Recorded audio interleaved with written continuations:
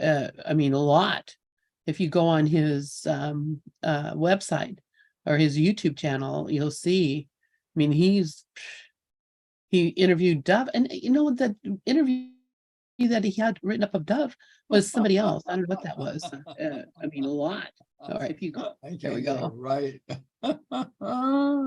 Did you notice that, Dove? What? That the interview that he did of you that has your name on it was somebody else.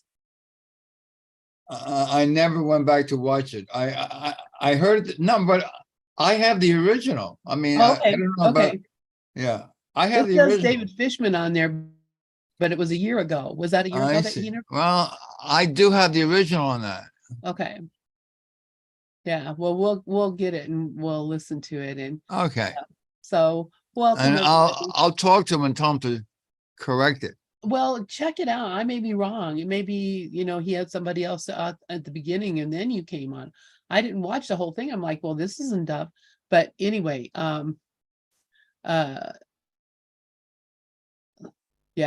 let's see. All right, so here we are.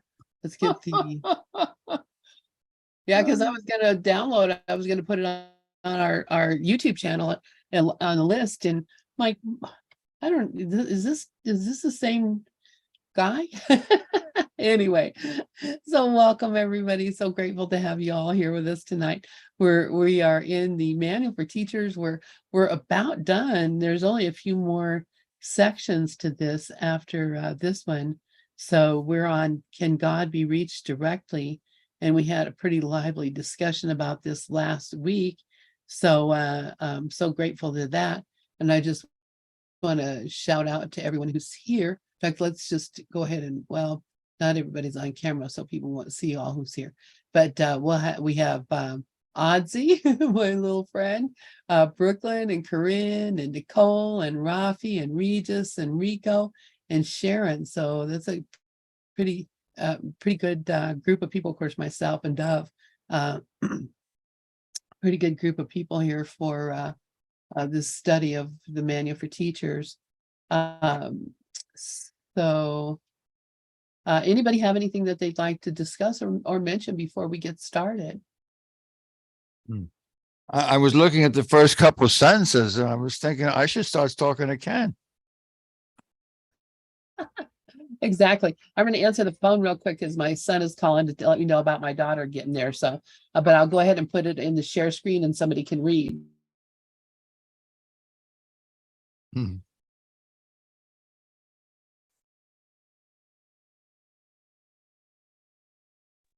Did we read part 1 last week, Doug? I don't remember that. Part 1? Oh, we're on 2, paragraph 2. Yeah, well, I don't really remember. I mean, I always leave these things to Len. She just landed on 2. I don't remember reading 1. Does anyone want to take paragraph 2 now? Well, so all right. Start with paragraph 1. Yeah, let's do it. Yeah. So it's all in context and Yeah, start with paragraph 1. Okay. Does anyone want to read it? Yeah, start off. Rico? Oh, Regis, go ahead. Rafi? Go ahead. Okay. Somebody else wanted it? Okay, Rico, you go ahead. Okay. Thank you, Rafi. Can God be reached directly? God indeed can be reached directly, for there is no distance between him and his son. His awareness is in everyone's memory, and his word is written on everyone's heart. Yet this awareness and this memory can arise across the threshold of recognition only where all barriers to truth have been removed. In how many is this the case? Here, then, is the role of God's teachers. They too have not attained the necessary understanding as yet, but they have joined with others. This is what sets them apart from the world, and it is this that enables others to leave the world with them. Alone, they are nothing, but in their joining is the power of God. This is like the poster thing for me, because I join with you because I do want to reach God directly, And I think through you and the teachings and you guys sharing, I think that will happen for me as I remove the blocks of love, of course. So it's but in my joining with you that I'll experience the peace of God. And I do sometimes. So I thank you guys. Yeah. I would say that our group is truly adjoining, and we were talking about it earlier today when I was on with Sharon, and then I mentioned I started Gather probably what it was in 2004, so that's like almost 20 years ago. But there is a togetherness now that was never there in 20 years. But I know that Nicole was here 20 years ago, and Nicole, probably you could testify to or attest to that there was a real joining here. And The people back then, there were people that weren't really like as serious, and everybody was coming in at a different level. Here, it seems like everybody wants it like completely. It's like they're not trying to fight or trying to tell someone they're better than someone. That's what used to happen in the room. Yeah. Certain people would tell people they were wrong, and that's not right. This is a joining. This is about love. This group is the best, and I have been in a lot of groups. This is the best group I've ever seen. Thank you. The Yeah, harmony of it is perfect. but I also think it takes time. People don't just fall into something. The first year, 2 years, or 3 years. We're getting more teachers coming back to us after being here 10 years ago, and now they want to teach again. So there is a maturing. When you begin to realize that this is what you really want. Well, that's what I live. We all live it. I mean, anybody here lives this process. You can't not. It's already working in us 24/7. Yeah. Well, yeah, and here's the thing. This is exactly what he's talking about. Jesus is really talking about this, that his awareness is in everyone's memory, and his word is written on everyone's heart. We're all equally here. And yes, in the past that we did have conflict in Gather, and a lot of it was because there were some folks who thought that they knew something that other people didn't know, or somehow that they had been given some special knowledge. But here he's talking about, here then is the role of God's teachers.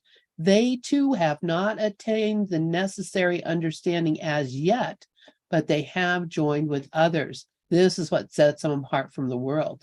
So, I mean, really, that's it. It's that we recognize that it's just like, I hear people, talking about the 12 step, that, you you that there is more to yourself and your being than what you've known about before.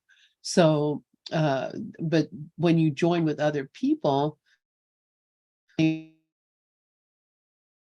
going to say Dove was always very selfless. He was so selfless even back then. He was on there all the time, wasn't he? All the time. And he was always sharing, and he never, ever complained about anything. So that's what I remember. But it's just now the group just seems so balanced. That's all. I'll shut up.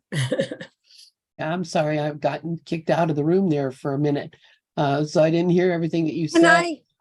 Can I just ask Sharon a question? So Sharon, are you the same Sharon that I met in California?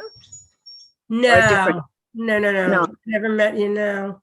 Oh, okay. I met you here, and I love you, but I only met you here in California. Okay. Yeah. I just had to ask because I've wondered a few times because, it's been quite a bit of time since then. I'm not sure whatever happened to that Sharon. I think she lived near the lake was it in Michigan? Is there a big lake in Michigan? Is it Michigan? We had so many people. I mean, it was just crazy. I don't remember you, Nicole, then. I remember certain people. Regis was always on. That I remember. And of course, I was always on too. But it's just different now. But yeah, there's a lot of people that came and went. And Dove's right. There's a maturing in all of us. But where you are, Dove, you're over the top mature. I mean, I've watched you for years, and I don't know. When you were talking about cancer today, I was like, I was terrible last night. I was not like Dove. I was terrible. I was screaming. So there, I'm not without ego. You got it? Yeah, Well, I was only in my 30s back then, and what Dove just said, that's so true. Because I'd had my experience, my revelation of oneness with God, where I did experience direct with God, but I was still so young.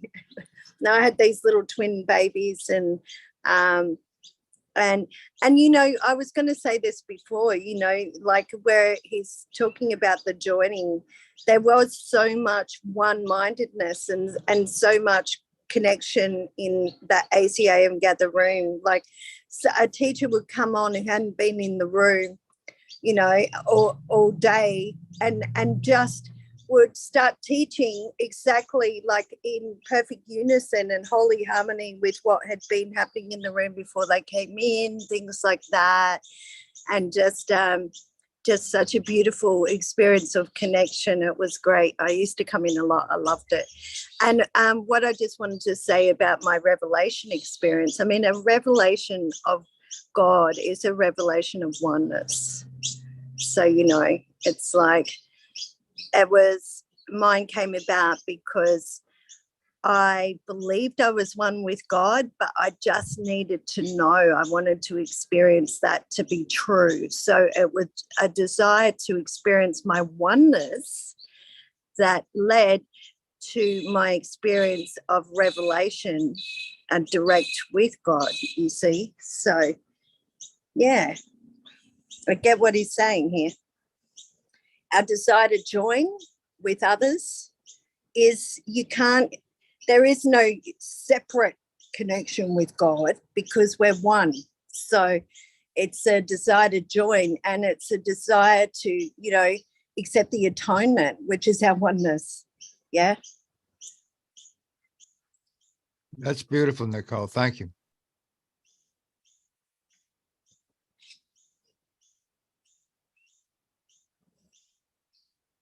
all right, I'm switching.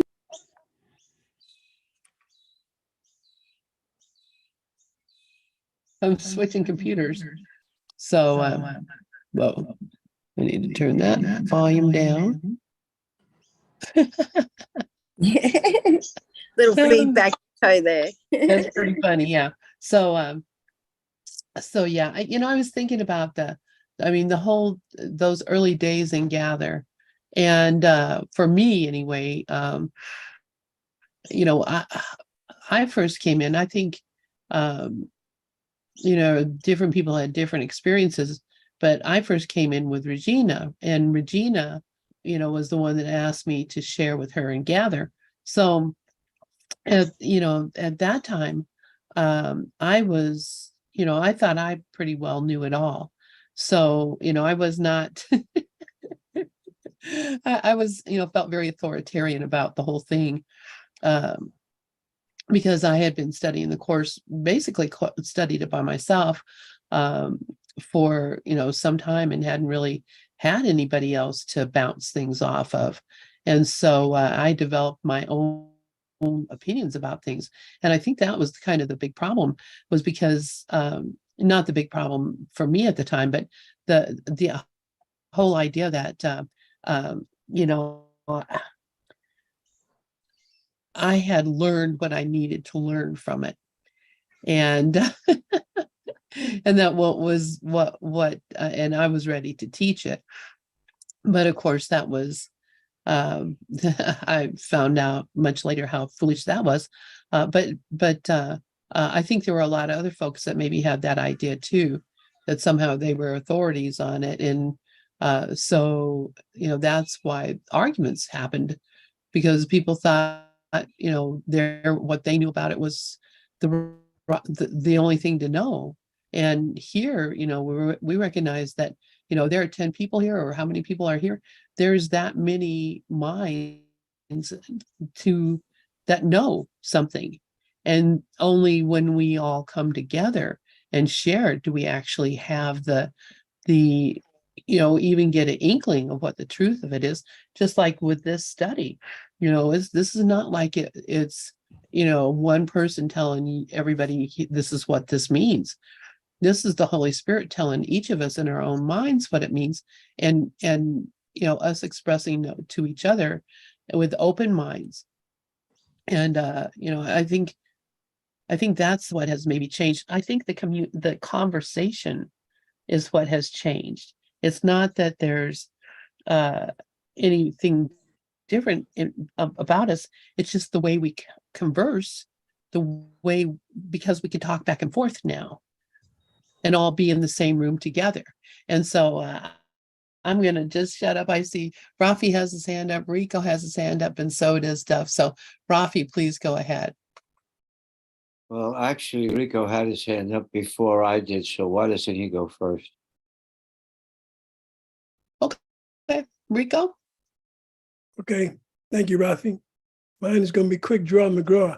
I just, on Doug's theory of equanimity, Lynn said something and Nicole said something about groups then and now. And I just want to tell you guys why I'm so grateful for you and the gratitude I have towards you, because most of the people who frequent this group got decades of experience with ACIM. I'm the new kid on the block, and you guys have never interacted with me from a spiritual hilltop. And that's what makes me comfortable. And I feel the cohesiveness in this group, whether you got 50 years of ACIM, 40, 30, 10, doesn't matter. It's that many more than I have. And you guys have welcomed me to this arena. If I'd have had that experience way back then, when I was a knucklehead, I don't think I would have been able to stay around with people coming in with greater than, because they've been doing it longer than. You guys have treated me just like another brother. But my sister would say, I'm just another bozo on the bus. And I just really appreciate that. And that's why I have so much respect for you guys. Just wanted to share that with you. Love that, Rico. We are all bozos on this bus. I haven't heard a reference to that for a long, long time. It makes me happy to hear it. Let's see. Okay, Rafi, please go ahead. What jumped out of me is here then is the role of God's teachers who have not attained the understanding that they haven't transcended yet. But I look back at the ones that influenced me: Larry Crane, Hal Dwoskin, Susan Seifert, all the people, all the instructors now have taken over the release technique, Dove, and there are so many. And then I realized, as far as that's concerned, so are we all. In one way or another, we're all instructors and students at the same time. And the unity of these groups makes that, perpetuates that in a very positive, forward way. And that's an incredible power and an incredible situation. And I, for one, just I revel in it. Thank you. Wow. Thank you. Yeah, thank you for that, Rafi.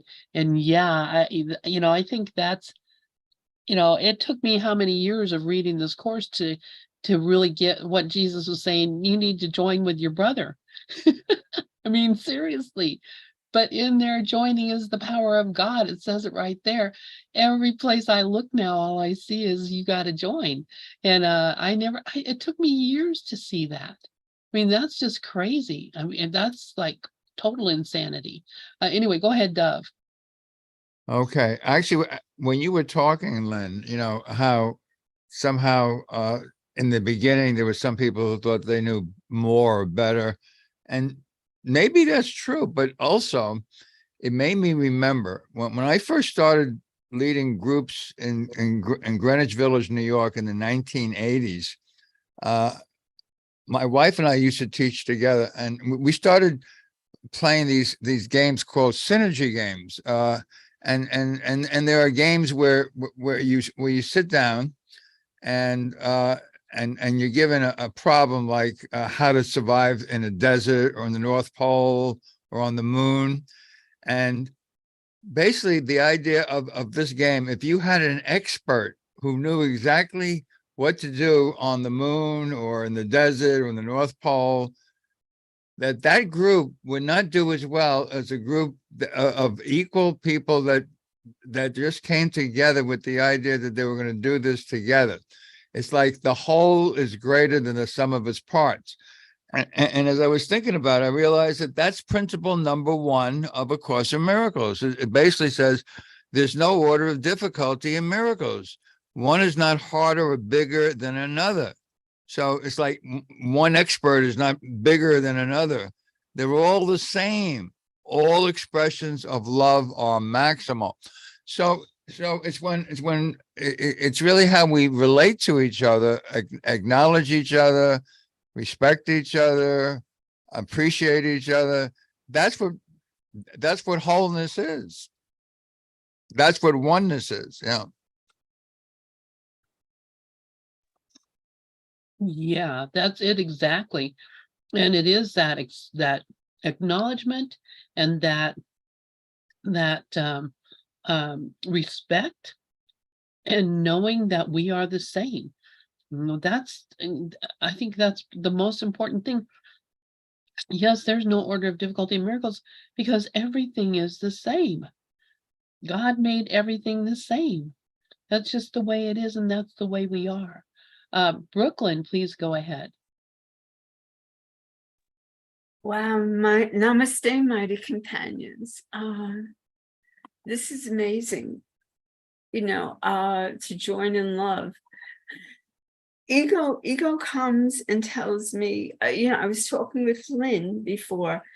I feel lately the ego has been giving me like guilt as a prodigal son to keep me separate. And then when I, we're all together, or, I go out and I speak with people and, I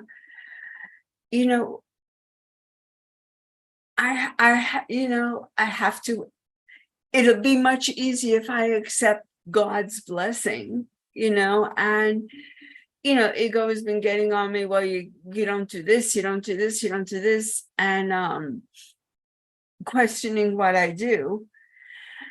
And, thank God I'm with you guys.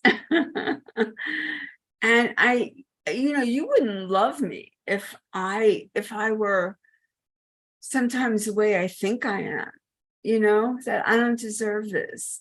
And like I said, ego wants to separate.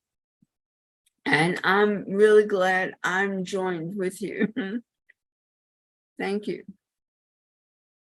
Yeah, really, it's a way of just saying either God made a mistake, which means that God is pretty not very reliable, and that would be, I think, terrifying to really believe that. Or it's knowing that God didn't make a mistake and he made everything just the way he wants it to be, and you are who you are, even though we live in a world that is make-believe, and even though we live in bodies that are not really who we are, and even though we have faces that look different from each other, and personalities that seem different from each other, even though all those things are there, what I have come to understand is that if I see you and I see whatever it is that I see, that vision is coming from me.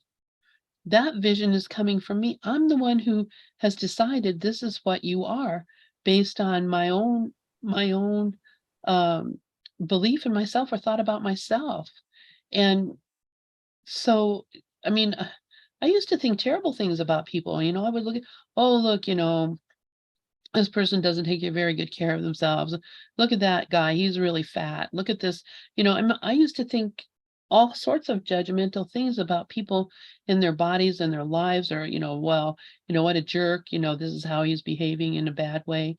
I used to look at all those things and think, that was somebody else, those were somebody else, not me. And really what this course has taught me is that it is me. If I'm seeing it, it's because it's in my own mind about myself. It's my own doubt about my own creation and what God made, it's what he talks about, the authority problem.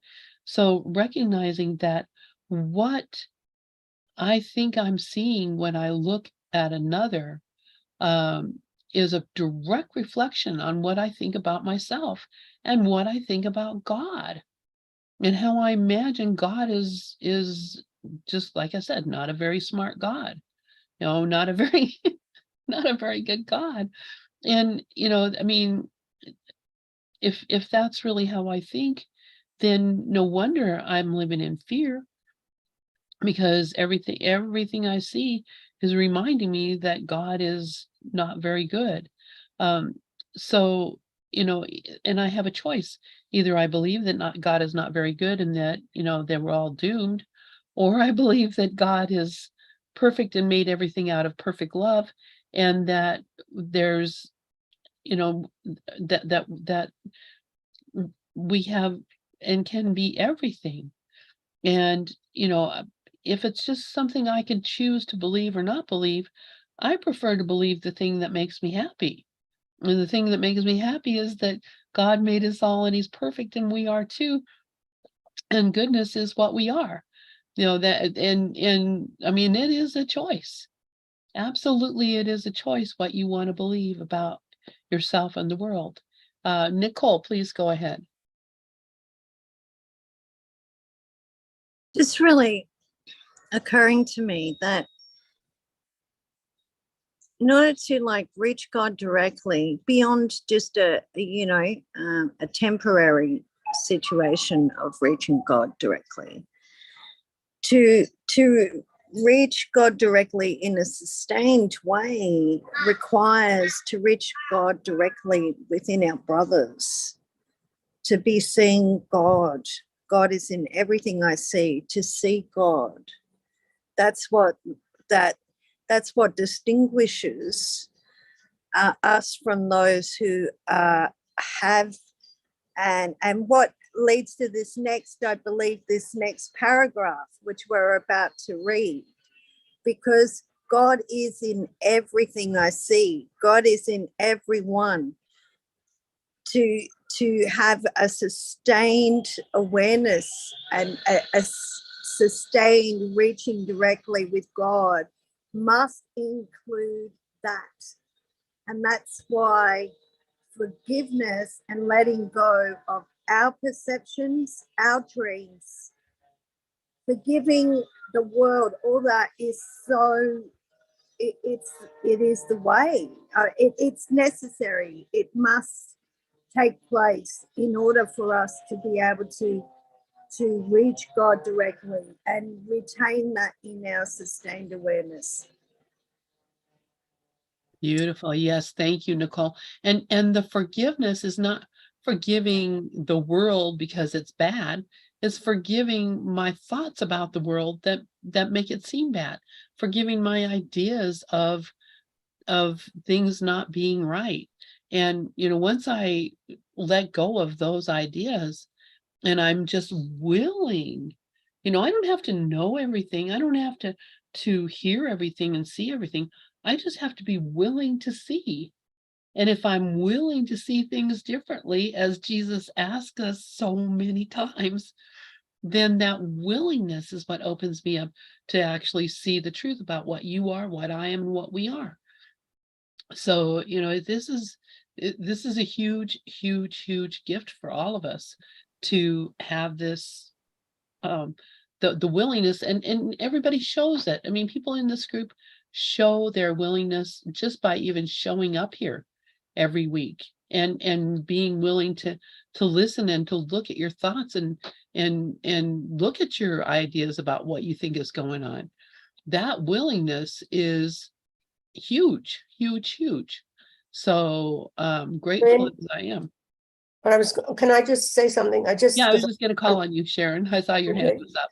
No, I just wanted to say that, when Brooklyn was sharing, I wanted to just, because I can forget the thought, but these thoughts are just universal thoughts. These are not personal ever. This is interpersonal co-arising. This is it looks like when we do the course that we are in free will, because it says that, but free will is an illusion. And if we thought that we didn't have free will, it would be boring. So that's pretty much, but when it comes to the reality of this thing, it's interpersonal. So when these ego thoughts come, and we start saying, well, those thoughts are mine, and I do it a lot. I believe me, I do it a lot. I have to come back and say, wait a minute, these are not personal. These thoughts are crazy. Brooklyn, when you were talking about the ego will never like us, especially when we're doing this. It's always going to be what we did wrong or somebody else did wrong. It's not able to understand what this process is. So the right mind is where and sometimes it's good to tell on the ego. I see that's what, you might do, but my ego is no different than yours, Brooklyn. I can tell you right now, it's absolutely no different. It's absolutely insane, and I realized the reason I wanted to do this work is because I knew just write down in one day what your mind's saying to you. And it's not your mind, it's one mind. So when we stop thinking that it's personal, it's easier to let it go. Because I think when we think, oh, these are my thoughts, Sharon, once again, Sharon failed. That's the problem. If I say, well, these are just thoughts, and thought, basically, it's the insane voice talking to itself. It can't be talking to anything because we aren't there. It's just this thought system. So if we look at it the way it really is, and I think what I have seen in this mind is the addiction that's so subconscious, because, the conditioned mind loves when I get if I get sparked in any way where I'm getting angry, because there's some kind of feeling you get of aliveness, but it's awful. The energy is not like the energy of wholeness. The wholeness is just it's equanimity. That's what it is. It's just having an equanimity, peaceful, and just whatever happens, all is well. That's all. Thanks. Thank you so much, Sharon. Thank you. Yeah, thank you. And yeah, that was Brooklyn and I were having a discussion kind of about that before we started. Did you have you had your hand up? I saw. Brooklyn, did you want to say something? You don't have it up now. I just want to say, thy will be done, thy will is mine, thy will is love, and absolutely. And thy will is strength. The strength of God, Sharon, I really appreciate you saying that. Eckhart Tolle talks about the pain body. And here we're making a love body by joining. We're expanding the love body. And I'm so grateful for that, and the light does eliminate darkness, although darkness can be very, very persistent, it fights for its life, and thank you so much. Thank you. Yeah, that's beautiful. And Nicole, did you have your hand up? I see Gavin's hand up. Yeah. I'll just quickly, I just want to say, Sharon, thank you so much for that reminder, because that's so powerful and so true. So, it's just what we think of as being my thoughts is just thoughts we have come to be identified with, which is a choice we've made, which part of that healing is to realize, is to let go of our identification with that, because that's so true. They're not my real thoughts. That's right. Thank you.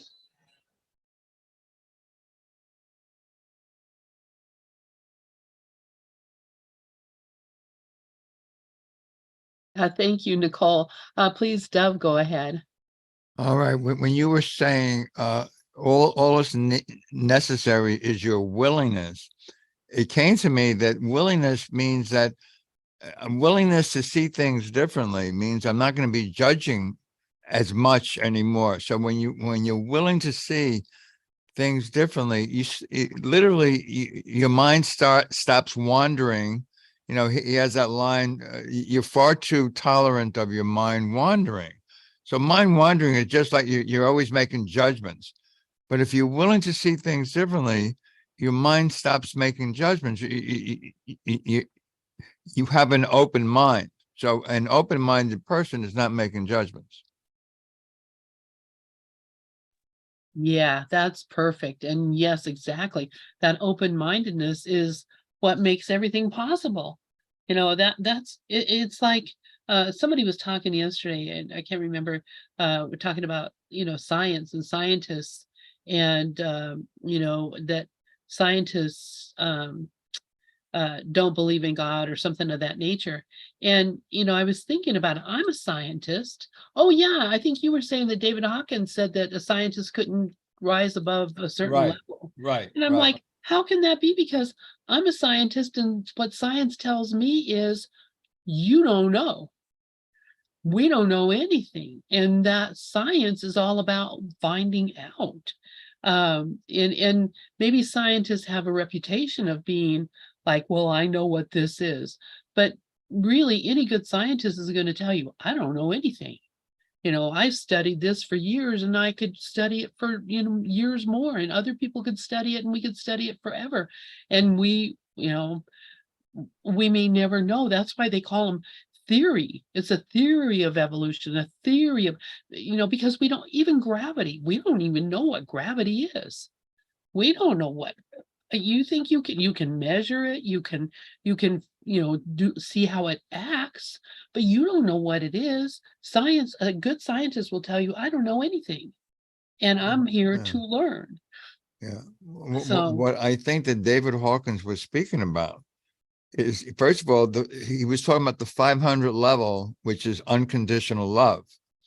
So a scientist really has to prove something, or else it's a theory. But a scientist must see the proof. In unconditional love, there is no proof. It's just unconditional love. There's no conditions. yeah, and I can understand that point of view. But I think any good scientist is going to tell you, I don't know. And we have theories about how things work, but we do not know and can't know, because it's not, you can measure it, you can test it, you can prove it, you can do all kinds of things with it, but you will never actually know what it is. Yeah. Proof of, It's really about acceptance. If you can accept without understanding, that's unconditional love. yeah. I mean, I accept gravity. I don't even know how it works or why it works, but if I slip and fall, I'm going to land on the ground, because gravity is what works. And I don't know how it works. Nobody knows how it works. Yeah, that's the prodigal son. The father accepted the son's return. He accepted it. He didn't say, "Where the hell were you?" Yeah, Nope. that's unconditional love. Exactly. Absolutely. Thank you, Dub. Thank you, everyone. Rafi, please go ahead. The perfect example of this for me was Lester Levinson, because he was 42 years old. He had a second massive heart attack, and the doctor sent him home and said, "You're going to die." And he got there. He said, "I'm a physicist. I'm an engineer. I'm a scientist. I have all this knowledge. I'm 42 years old, and I'm going to die." So he had to take all of that stuff that he knew and put it aside and investigate what was going on. And that's when he got to the point where he realized, what do I want? Well, happiness. When am I happy? I'm the most happiest when I'm loving. And that's when he got in touch with love. And that's when he was able to let go of all of his non-loving feelings and stuff. And he transcended. He became a master. But again, he was a physicist. He was a scientist. He had all of this knowledge. Didn't do him a damn bit of good. And when he came to that conclusion, then he realized, I got to investigate beyond this. And that's when, of course, he discovered what the truth was. Yeah, that's beautiful. That is really beautiful. And really, what was the truth that he discovered? That we are one, that there is no order of difficulty in miracles. I mean, he discovered the reality of to the extent that we can know the reality of what we are, being an ego mind. And as long as we're still here, we are still one of these teachers that we have not attained the necessary understanding as yet, but have joined with others. And as Jesus says, this is what sets them apart from the world. And it is this that enables others to leave the world with them. Alone they are nothing, but in their joining is the power of God. And I mean, that really is what happens, is we join and we remember um, who and what we are. Let's see, who has their hand up? I do. Sharon, okay. Yeah, I wanted to say, do you remember Ken Wapnick? This is so funny when he told us this. He said one day nobody was home, Gloria wasn't home, and he tripped and he started, his mind started to blame Gloria. Okay. And he was telling everybody, you know how he has those workshops, and he was telling everybody, like, you know, and I blamed her. And this is a man that I considered a master. I do. I consider Wapnick a master in his teaching. He's a perfect teacher. And when I hear that, it makes me laugh, because you see, when he comes like with that kind of gift, he's giving us, like, we're not going to always get it perfect. We can't. We're not in charge. Like Lester Levinson and who else is there? Joe Dispenza. Look, Joe Dispenza like broke his back. He, you know, most people would go for the operation. Something came to him and said, I'm going to do this myself. And he did it through Source. He healed. And we'll know that story if we follow Joe Dispenza. And it's the same with Lester Levinson. So these beings that are masters, achieving this on their own, this is the one self that it's just like popcorn. It's hitting certain people. And the way I see it is it's a magnificent symphony when you look at it, and it's not personal, and we're all exactly where we're supposed to be, and we're playing our part perfectly, every one of us. Nothing, we can't do this wrong. And that is something that I really learned after all these years, because that was my biggest fear. Oh, what if I don't do this right? What if? And there are teachers that tell you what you're doing wrong. Well, here's the one I've learned. Nobody can tell you from out there what you're doing wrong. It's inside. So when you think you're doing something wrong, who is it that's saying that? It can only be the personal mind. It can never be Source. You know, when I have guidance, my guidance is neutral. My guidance is all about love. It's not about any specialness. So, you know, that's the discernment of the ego from spirit. So I don't know. I wanted to add that, because I really think sometimes, at least for this mind, I used to put people on pedestals. I did. Certain teachers, I would say, oh, well, she's really, you know, and I actually had a belief that they did it. They can't do it. There is no they. There's nothing here. It's just this one being dreaming. And, you know, I consider us absolutely blessed that we're even called to this process, because it's just a gift, and it's a gift from God. Thank you. You're so funny. That's so, yeah, that is so funny. And that whole story of Ken with blaming Gloria, and she wasn't even there. But we do that all the time when something happens. You know, it reminds me that it's always me, no matter what it is. It's always my own mind that is making the decision about what I think is happening. And so, you know, I can't, you know, when, you know, other teachers, you know, I just look at them and think, you know what you know, and, you know, it's just like everything else. It just adds to my repertoire. You know, that's why we listen to Ken or to, you know, any of the teachers that we listen to, is because, you know, we join in the experience and see ourselves in those situations and recognize that we are the same. And, you know, I can't even think for a minute that Ken thought he was anything elevated or different than anyone else, because he knew better. And I knew that from the very first moment I met him. The very first time I met Ken, he did something that I swear to God, you know, when I think about it now, it just amazes me, because we were at a, he came to speak at a church up in Denver. Not really a church, but it was, you know, the building was an old church building. But he came to speak in Denver. And Sandy and I went up to see him and met up with Aussie and Billy and a bunch of folks that we knew from online, met up with them to see Ken. And so Ken gave his talk, and it was brilliant, and we sat there and were just like enamored of his talk. And then when he was done, all people came up, and it was like this big elevated dais, like in the front of a church, and all these people came up and they were all standing around shaking his hand and hello, hello, and he was greeting them and hugging them and all that kind of stuff. And I didn't go up there. I just kind of stayed back in the aisle in the church and just, I was just watching and listening and whatever.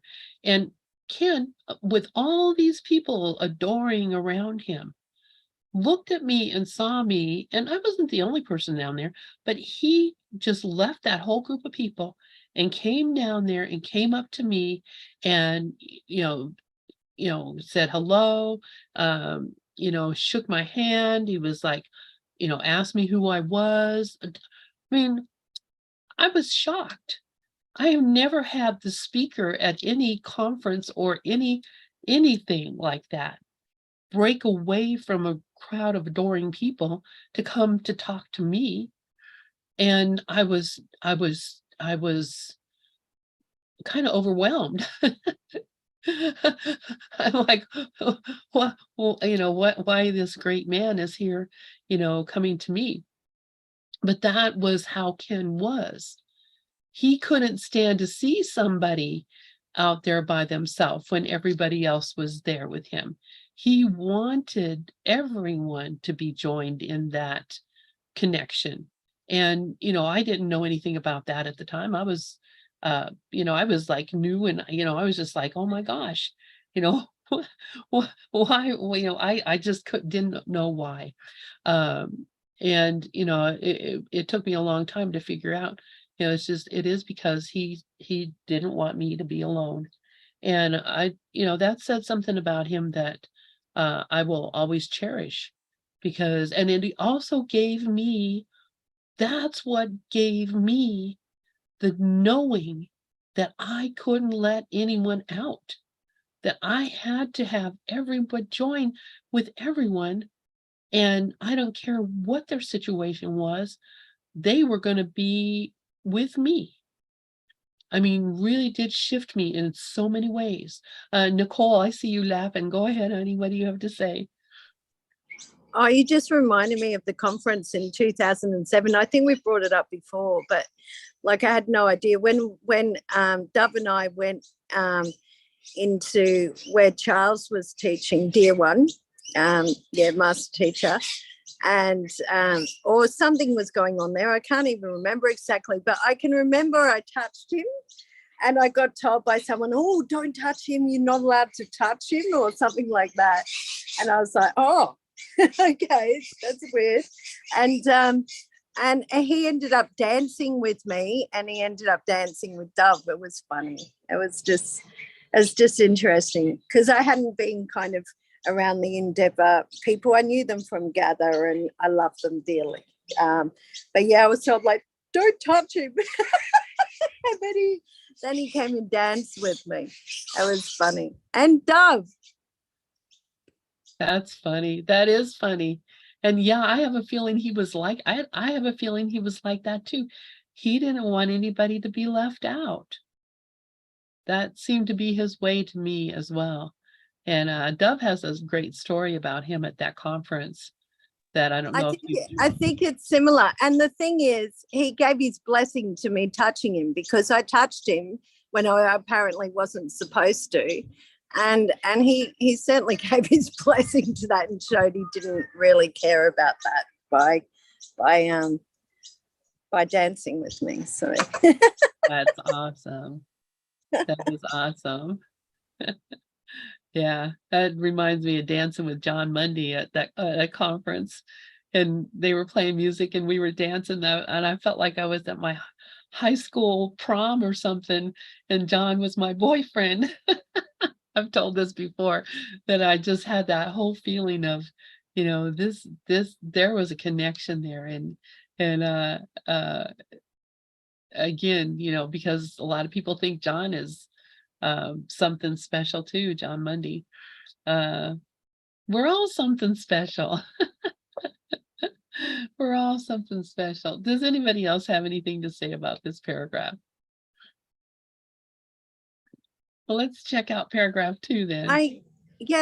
let's go into paragraph 2. But I just wanted to say the thing is, like, I hadn't been around that. So I wasn't seeing him as special. I was seeing him as my dearly beloved brother. That's you know, right. That's and right. and I didn't have him on a pedestal, and that's where I got kind of rebuked a bit, because I dared to touch him, but that's all right. I Yeah. have their There's some mistake. other teachers. There's a couple of them that I know that, yeah, the people that are around them are like very protective and, don't want you to, touch them. And there's like, no, you know what? We're the same. And, I've never had a problem with anybody, the actual teacher, but their people, the people that surround them tend to be a little cultish. There are some people in A Course in Miracles that tend to be that way, but it's not, I don't think it's because the teacher wants it to be that way. I think that when people find somebody that they think is special, then they go into a reverence for them. And that's why this kind of group here, I don't care if there's 10 of us, I don't care if there's 100 of us, I don't care how many, we're all equal here, and there's nobody going to be left out. If I can do anything about that, there's nobody left out and nobody's made special. It just doesn't work that way for me. And I don't think it works that way for Jesus. And I don't think, and that's how, I think that's how Jesus walked the world. He did not see differences and specialness. You could be the Pharaoh, or you could be the Roman emperor, or you could be anything. And he would be equal to them, because, and they, and I mean, he is Jesus. I would think I would treat him special, but I don't think he would treat me special. And that's the difference. So, Nicole, did you want to read paragraph 2? Yeah, it seems to lead really perfectly to this, because here we go, speaking about, here we are. There are those who have reached God directly, retaining no trace of worldly limits and remembering their own identity perfectly. These might be called the teachers of teachers, because although they are no longer visible, their image can yet be called upon, and they will appear when and where it is helpful for them to do so. To those to whom such appearances would be frightening, they give their ideas. No one can call on them in vain, nor is there anyone of whom they are unaware. All needs are known to them, and all mistakes are recognized and overlooked by them.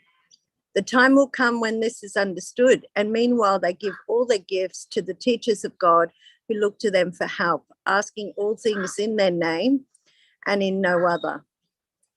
And wow, so, that's a pretty full-on paragraph there. And he's making very clear too that it's not just him. It's not just him, that there are others who have.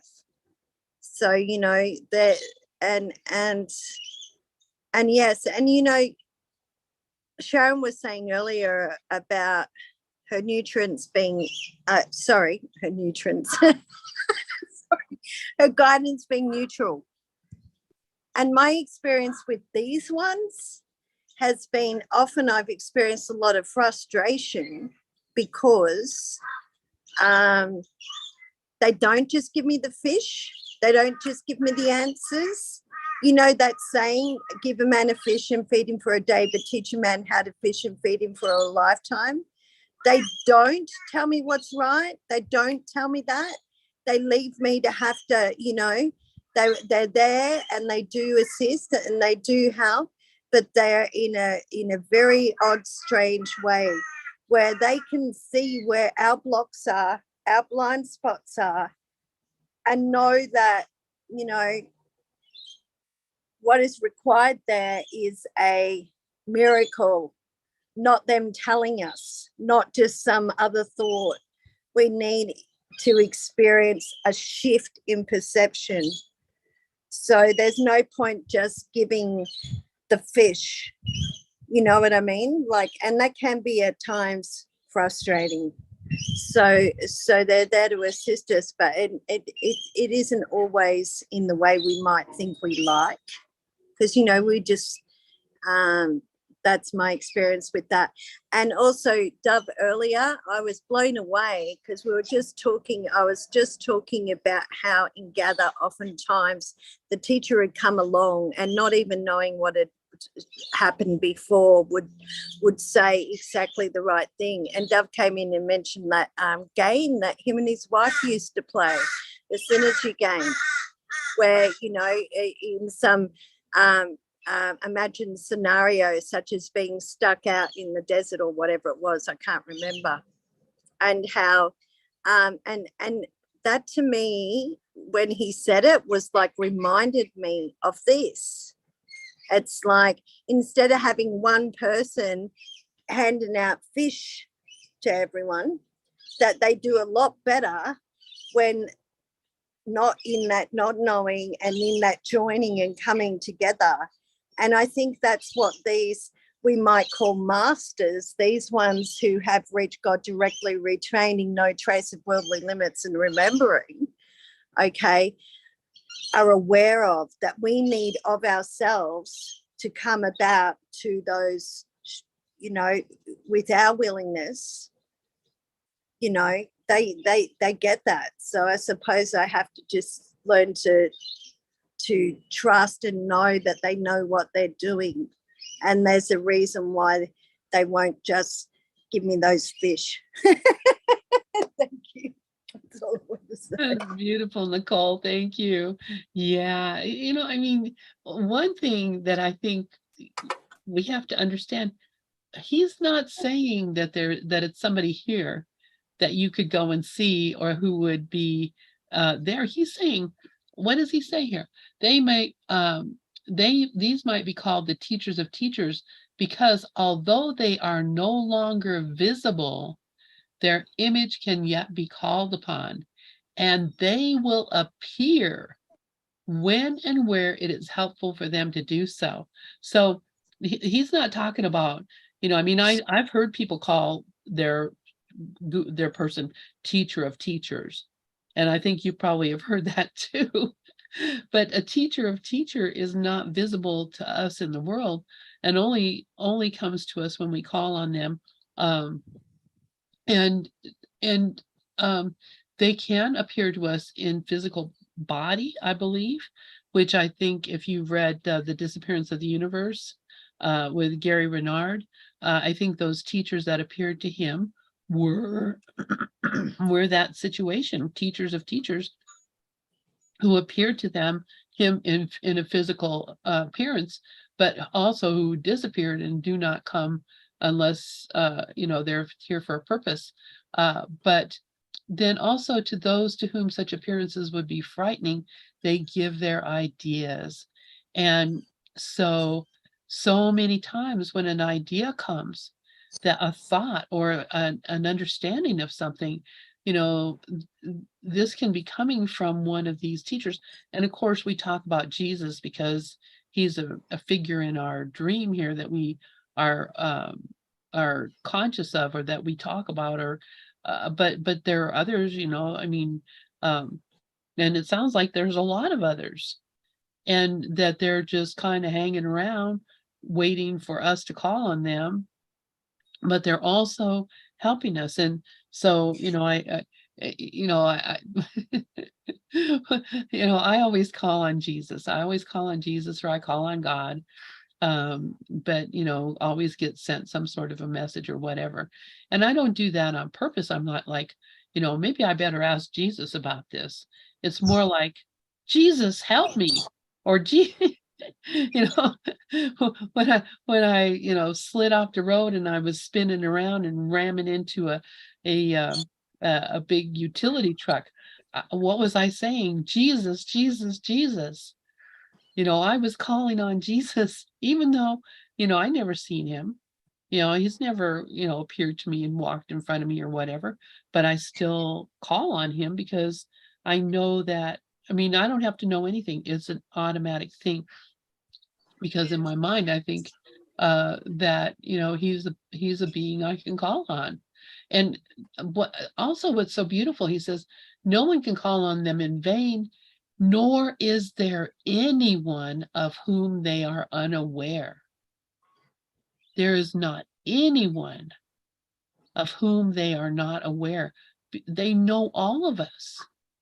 They know and why? Because it's one mind. They are a part of the one mind. Of course, they know their own mind. They know what we are. So there's not anyone of whom they are unaware, and all needs are known to them, and all mistakes are recognized and overlooked by them. And what is it overlooked? Forgiven. All mistakes are forgiven. So not only do they know everything, they see everything, and they recognize that none of us are what the mistakes that we think we are.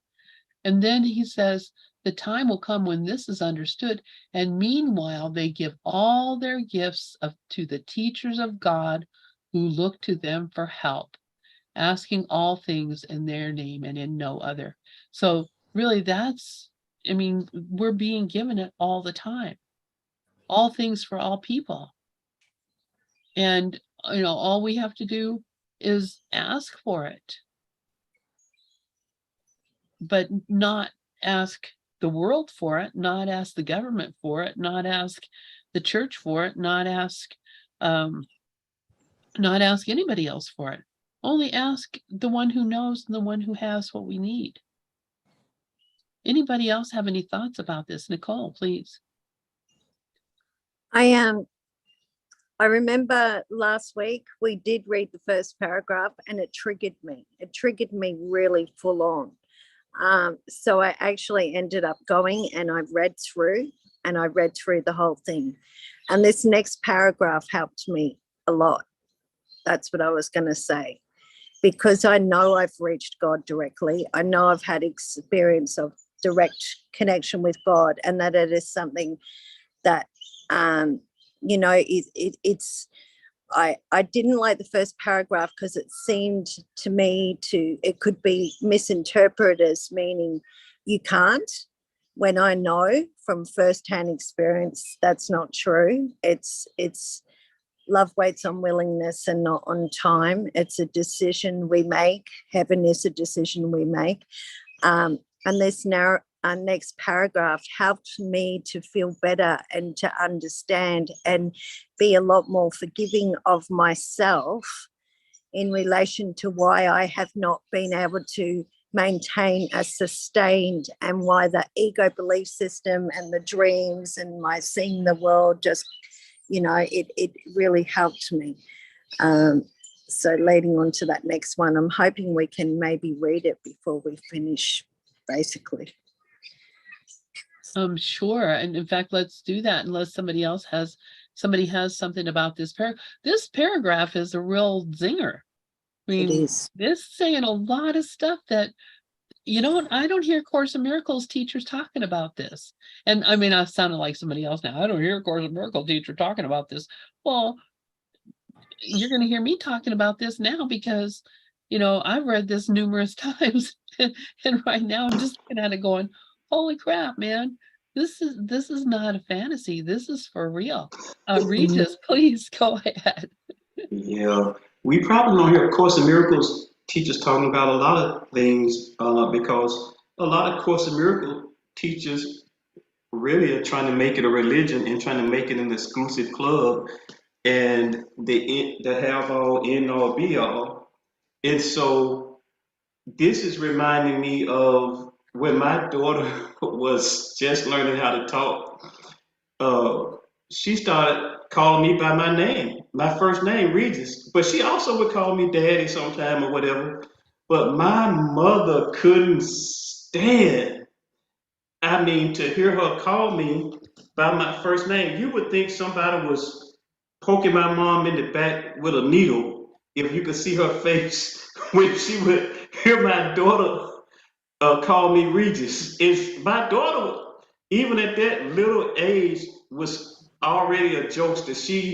She would do it because she knew she was getting reactions. And she would laugh, But I said all that to say God is not so petty that if we don't call him by the right name, he's not going to hear us or he's not going to answer. If his child is in trouble and his child say Jesus or they say Jehovah or they say whatever, he's not going to be so petty. Well, you didn't do the right channels and you didn't use the right name and you didn't have me in the right context. So go on and crash the car. Go on and fall off the mountain. So when the Course in Miracles says everything is either love or request for healing and help, well, does not God hold himself to the same standard? How could he, because I'm saying, Jesus help me, say, I'm not going to answer Regis? Don't he have to recognize my request for help? Just like the Course in Miracles is saying, I'm recognizing everything as either love or a call for healing and help. So, but we get caught up, we, Course in Miracles teachers, students, companions, can sometimes try to, the teaching is always for us personal, but we kind of get caught in the trap of making it outward. And then we start looking at this religion and this, what this person says and what this psychic is doing and what this evangelist is doing, and we start looking outward. But it's always, as we said with the quote from Mother Teresa's wall, it's always between us and God. It's never us and them or what they doing or what they believe and what they teaching. There's a place in the Bible where the disciples had been out evangelizing or whatever, and they came back to meet up with Jesus, and they was telling Jesus they thought they had really done something great. Well, we saw other people teaching, and they wasn't teaching and saying what you were saying, so we forbade them to teach. And Jesus corrected them and said, no, they are the same as we are. Just because they're using different words and saying things different ways does not mean that they're not on our same path. So anyway, that's what it's reminding me of. I'll let my hand down.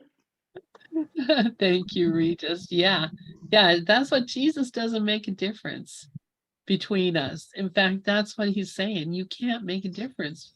What he is, what we are what he is.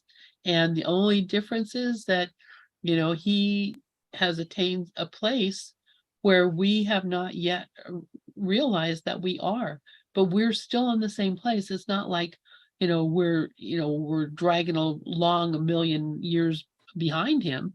We're just right there with him. And we just don't even recognize it ourselves. We don't see it ourselves. And really what the Course is doing, of course, and I see Sharon's hand, and the Course is collapse. Of course, we say, well, the Course in Miracles will collapse time, it'll save time in time. If in time it'll save time, then a lot of other paths. But the Course is just unraveling a lot of misinterpretations and misconceptions, is unraveling Helen and to transcribe it. But it's just unraveling a lot of misideas and perceptions of God that slow you down, that keep you separate from God. But it's not putting these words in these pages for us to take them and start building barriers between people and God, and imagining that, oh, we're on the right ladder, you're on the wrong ladder, and you're gonna have trouble over there. But God is gonna hear the cry and the call of his children, no matter what name we use. We could say, oh shit, and get a miracle just like that. Yep. Because everything is either love or request for help. And God holds himself to that same standard. All right, Sharon. Thank you. All right. Go ahead, Sharon. Oh, what I was going to say is, when it says I really feel, that I've had experiences that I just pushed away, because, I guess I was scared on some level. But, a couple of years ago when I was at Regina's, one of her retreats, I had something show up on my computer, and it was I was very upset with myself because I seemingly attacked somebody on Facebook. And and here's the thing. Sometimes what I have seen basically is that I don't see how mean the ego really is, because I was sharing that this morning, I think in some way, like the ego, the part of it, like that gives us pleasure and gives us nice sharing and all. But underneath all that, there is so much hate in that ego mind. And I saw it when I attacked somebody on Facebook. It was just, but I didn't consciously do that. It came like subconsciously. So I was beating myself up and all this other stuff. And I get this on my messages and on computer. It says, it comes up, and my sister and my son are on there with me, the messenger. And this pops up, and they couldn't open it. It says, realize that your world is only a reflection of yourself, and stop finding fault with the reflection. Attend to yourself, set yourself right mentally and emotionally. The physical self will follow automatically. So there's the being is here. Like I thought, okay, well, I'm Sharon, and I can't see what's really here, but I didn't really think there was something else here. Well, the next day I get a stone that said Lord, and then my close friend's son died, and I was starting to ask questions just out loud, and my phone started to text about that he was fine. So what I was going to say is, none of us are special. This just happens to some of us just accidentally, but there's so much here that we don't know. We this world, that this perception that we're in is a ridiculous perception. We think it's just us, and I'm in a bedroom and my dog's over there. No, there's things behind. The invisible is what's real. The form isn't. So there's so much that goes on here. So when it says, can we reach God? Yes, we're reaching God constantly, and God is getting our attention. And I think the only problem is the doubter in us. And I'll speak for myself. There's a doubter until you get to the abidance part of it, where you're completely abiding without the yakety yak talking. It is sometimes challenging to know that you're okay, and that, because, sometimes, like, I think the way our ego, I know the way our ego mind works is it's always comparing, like, well, I can't do that. Look at that person. And the bottom line is that, yes, there's a lot here that we cannot see. And, Gary Renard, his books are magnificent. And if you really look at what he's been able to, I've heard people say that he wrote it himself. There's no way. There's no way a human could have written that book, just like the Course. So I think it's really important to see how much God is giving us to walk home. We have so many gifts constantly. And, when they say, can we call on them? I didn't even call on them. The self or the infinite or consciousness saw I was so upset that it gave me all these messages. So that's what I wanted to share. That, if you think I thought that would ever happen to this mind, I didn't. But when I look back now as a child, I had so many spiritual experiences, but everybody just said it was not real. It was not real. I would tell my mom, I would tell people, but nobody wanted to believe it was real.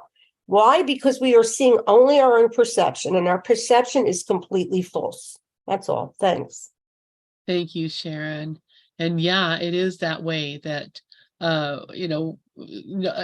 what is it that,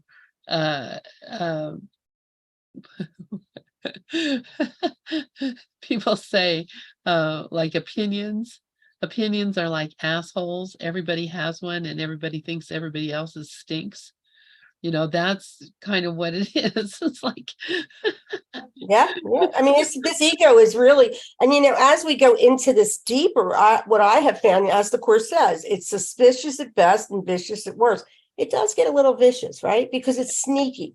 Like, it'll come up with stories that are insane in my mind. Like last night, I mean, I was like, all of a sudden I was back at square one with the ego. It was just like really like acting out like really bad. And that happens. So the thing that we need to look at is we're always in truth, no matter what. The unchangeable is all there really is. The changeable is false. That's all it is. It's completely false. Absolutely. Yeah, that is absolutely right. So, and we're already there. So we're already home. And all we need to do is recognize that. We have, let's see, we have about 7 minutes, and I know Nicole wanted to look at paragraph 3. So, we can go back later or whatever, but Yeah. I felt like maybe we could just look at paragraph 3. Would anybody like to read paragraph 3? Rico. Yes.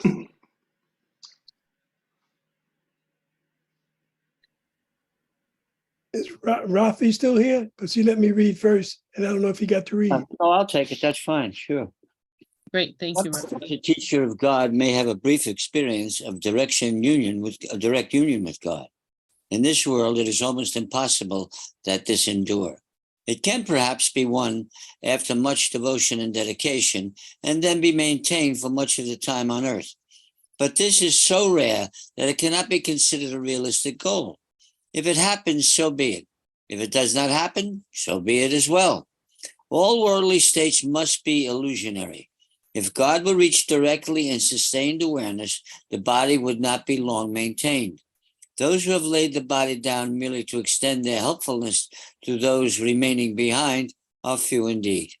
And they need helpers who are still in bondage and still asleep, so that they may be their awakening, so that by their awakening can God's voice be heard.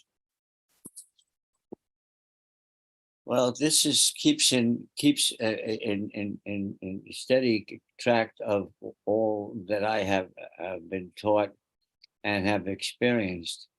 So those who are divine masters, even though they can maintain when they have to or when they choose to maintain a separate appearance, they still are all one. All masters are one. There is only the oneness they have, and they have got, and they can use their body as a tool to communicate when it's necessary, when they deem it advantageous.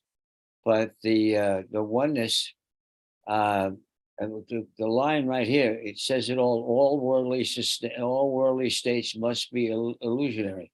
If you see it in this world, it's make believe. It's it's an illusion, and but that sustained awareness, once attained, does never have to. Lester used to say, once you realize, once you have or sustained that oneness, that transition, that your infinite beingness, if you at that point your power is infinite, so you can come back in a body and deal with certain individuals to help them attain that transitory state anytime you decide that it's necessary. So this makes perfect sense to me. Yeah, thank you, Rafi. And it makes me think about teachers like Ramana Maharshi, and how he, was through great dedication and hard work, devotion and dedication, he became aware of his true essence. But when they ask him, how long do you have to keep trying this? And he basically said, every day you have to, even in this state, I still have to maintain myself as being in this state, because it's so easy for the ego to slip in, or for us to slip into the ego. Let's see. Nicole, did you want to say something? And Sharon, is your hand up because you didn't? Yeah, my hand was up. I just wanted to say, Rafi, when you talk about masters, I have to tell you how I feel about you. And I think I've told you before. I feel like you're a master. Your wife just left this planet after how many years? And the amount, and it's not like you're trying to be this way. It's just you. Your grace is contagious. You are so. Oh, I'm so like, I love when I hear you speak, and I'm always like, he talks about masters. He's a master. So that's what I wanted to share. But everybody is. But Rafi, you just are off the charts when it comes to wisdom. That's all. Thanks. Thank you, Sharon. Nicole, go ahead. I was unaware I had my hand up. You didn't. I just knew you wanted to say something. I'm just looking at this fourth paragraph. Do not despair then because of limitations. It is your function to escape from them, but not to be without them. And it's like really hit me just reading that part. Was like, wow, you know, spiritual ego, the unrealistic expectations we can put on ourselves and use those as measures by which to crucify ourselves for not being the perfect, you know, the perfect role models in all kinds of different areas, or not living up to our ideas about how we should be, like expecting ourselves to be like those who are now invisible. You know, it's just that has been like that self-criticism and things, or trying to figure out how can I, you know, my willingness to want to be able to embody more and all that kind of stuff. This is just helps me to let go of that bullshit, basically, that crap. You know, it's ego. It is ego. And, you know, ego can jump on these things. So, and it also hit me too, do not despair them because of limitations. It is your function to escape from them, but not be without them. Is that there is a time and a place for us to revert back to basics, where we are in this within the world, such as, you know, realizing from that state of, for example, I am dearly beloved. I am the dearly beloved child of God. To take responsibility, not only just in relation to vision and our perception, but also to let go of our beliefs in limitations there. And if we are not being, if we are not experiencing our will to be as God created us, sometimes we've got to step up and go, hey, I'm the Holy Son of God. I'm dearly beloved. And this shit, no, I'm not going to put up with this dream.